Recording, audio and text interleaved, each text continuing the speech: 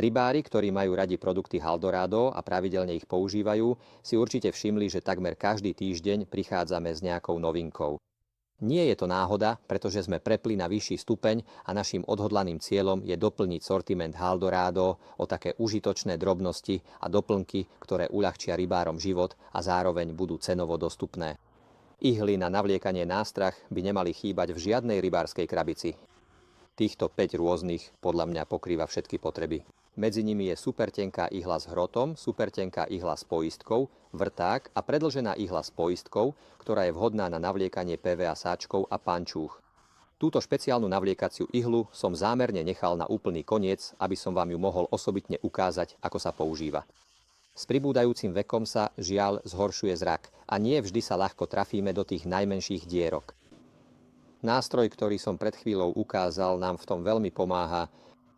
Túto špeciálnu navliekaciu ihlu stačí prevliecť cez krúžok na nose, voľný koniec šnúry jednoducho vložíte do tohto očka a keď ho späť pretiahnete, šnúra je už navlečená v krúžku na nose a závity sú upevnené. Tenké silikónové trubičky teraz takto už oveľa jednoduchšie navlečieme šnúrou. To, čo bolo doteraz utrpením, je teraz len jeden jednoduchý pohyb.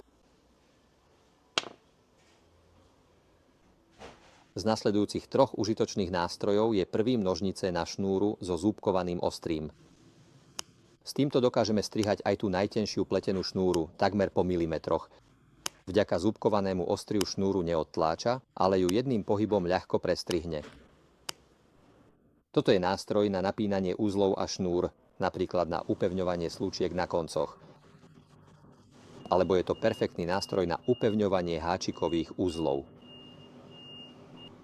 Ďalším užitočným malým nástrojom je odstraňovač povlaku zo šnúry, ktorým môžeme ľahko odstrániť povlak z pletených šnúr s hrúbkou 0,2, 0,3 a 0,5 mm.